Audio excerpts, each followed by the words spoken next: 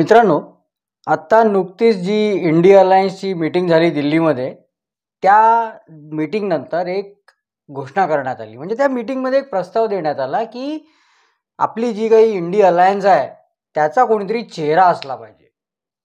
समन्वयक असला पाहिजे किंवा पंतप्रधान पदाच्या उमेदवाराचा चेहरा असला पाहिजे.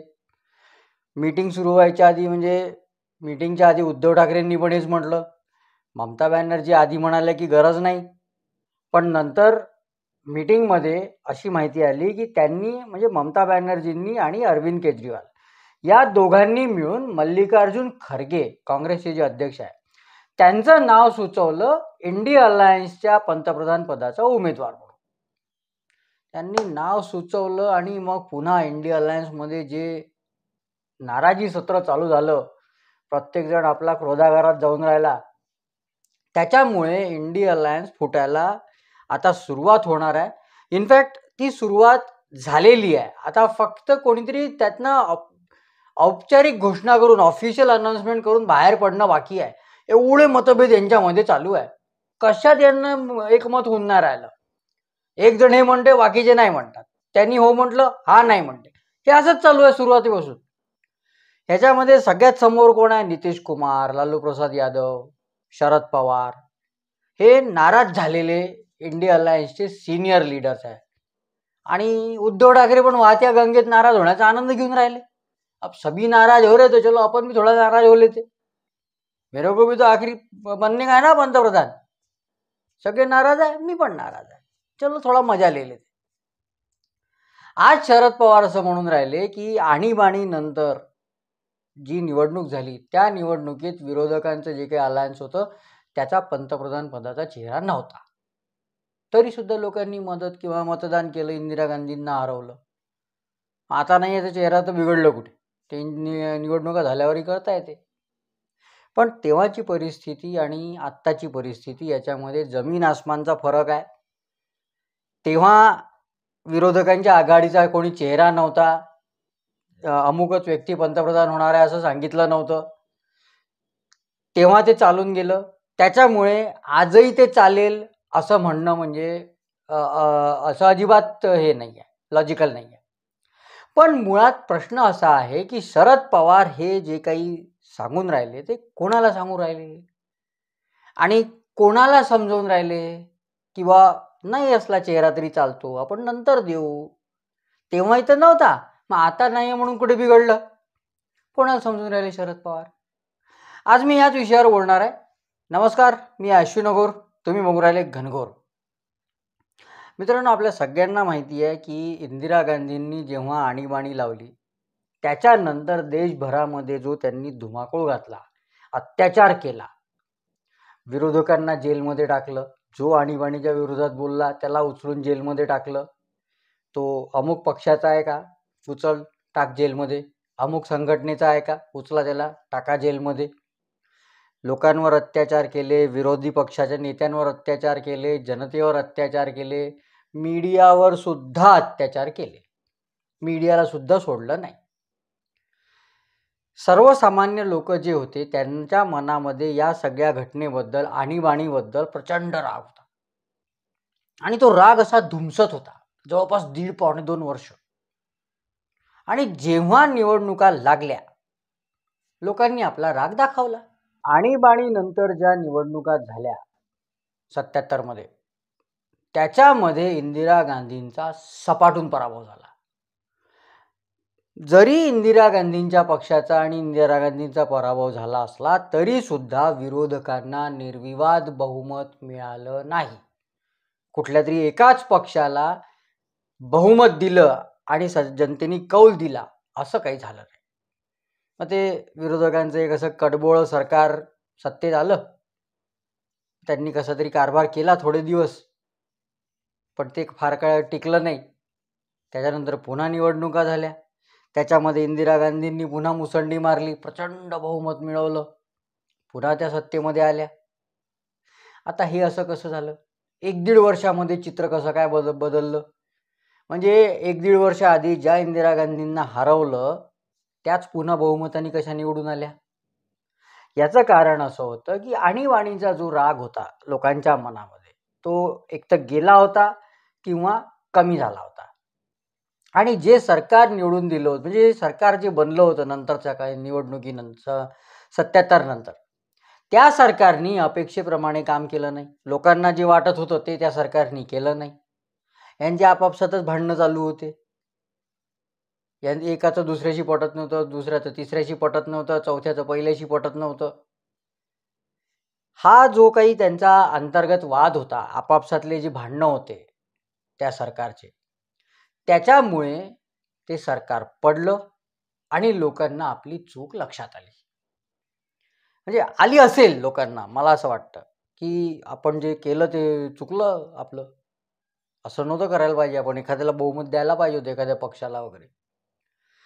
आणि लगेच जेव्हा निवडणुका झाल्या त्याच्यामध्ये लोकांनी ती चूक सुधारली. आता 77च्या निवडणुकांमध्ये इंदिरा गांधी हारल्या कारण लोकांना त्यांना पाडायचं होतं. त्यांच्या विरुद्ध लोकांच्या मनामध्ये राग होता. लोकांनी जे मतदान केलं ते इंदिरा गांधींना पाडायसाठीच मतदान केलं होतं, म्हणून त्या पडल्या. आणि त्यांना हरवलं कोणी? राजनारायण नावाच्या एका राजकीय नेत्यांनी. आता राजनारायणच्या यांच्या ऐवजी तिथे कोणी उभं राहिलं असतं तरी इंदिरा गांधी हारल्या असत्या. कारण राजनारायणांना निवडून द्यायचं आहे किंवा मोरारजी देसाईंना पंतप्रधान करायचं आहे, याच्यासाठी ते मतदान झालं नव्हतं. मतदान याच्यासाठी झालं होतं की इंदिरा गांधींना धडा शिकवायचा आहे, इंदिरा गांधींना हरवायचा आहे.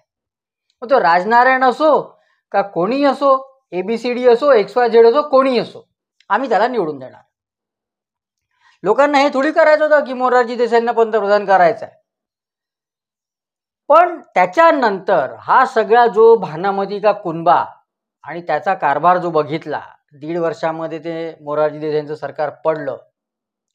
लोकांना त्या भानामतीच्या कुनब्याने जे दिवे लावले त्याच्यातून लोकांनी धडा घेतला आणि आणीबाणी ज्यांनी लावली त्या इंदिरा गांधींना प्रचंड बहुमताने निवडून दिलं 1.5 वर्षातच. आजची परिस्थिती काय आहे?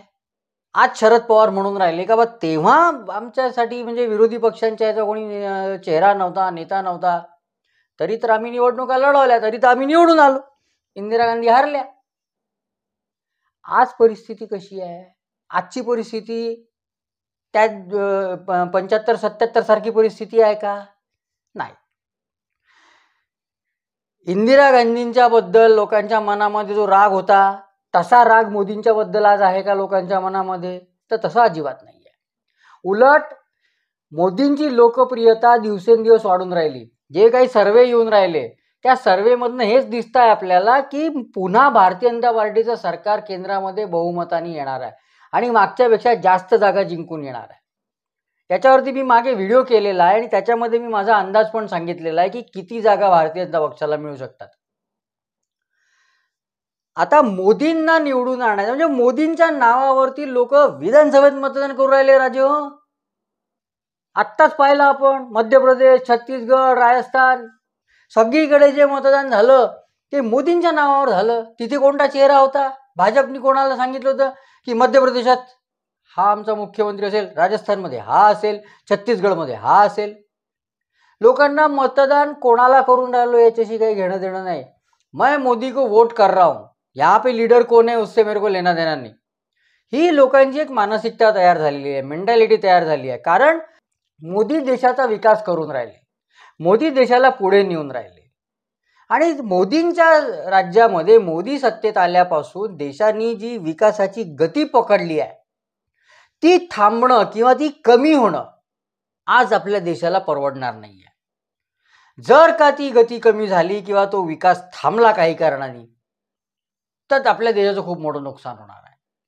आणि लोकांना हे माहीत आहे आणि लोकांना हे पटलेलं आहे की ज्या काही डेव्हलपमेंटच्या गोष्टी चालू आहे, जे काही भारताचा विकास होऊन राहिला तो जर असा चालू राहिला तरच आपला फायदा आहे. आणि बाकीचे लोक जे सत्तेत यायसाठी प्रयत्न करून राहिले, जे म्हणून राहिले की यांना काढा ना आम्हाला बसवा, त्यांच्याबद्दल लोकांना ती गॅरंटी नाही आहे. ही गोष्ट फॅक्ट आहे. मोदी सरकारने ज्या योजना सुरू केल्या, जे कामं चालू केले त्याचे फायदे लोकांना मिळून राहिले. DBT डायरेक्ट बेनिफिट ट्रान्सफर होऊन राहिलं खात्यामध्ये. भ्रष्टाचार जवळपास संपलेला आहे. आधीच्या सारखं नाही आहे की तुमच्याच कामाचे पैसे घ्यायसाठी तुम्हाला काही द्यावं लागायचं. आता तसं नाही आहे. तुमच्या डायरेक्ट खात्यामध्ये पैसे जमा होऊन राहिले. त्याच्यामुळे भ्रष्टाचाराचा प्रश्न नाही आहे. देश सुरक्षित आहे. देशाचा विकास होऊन राहिला.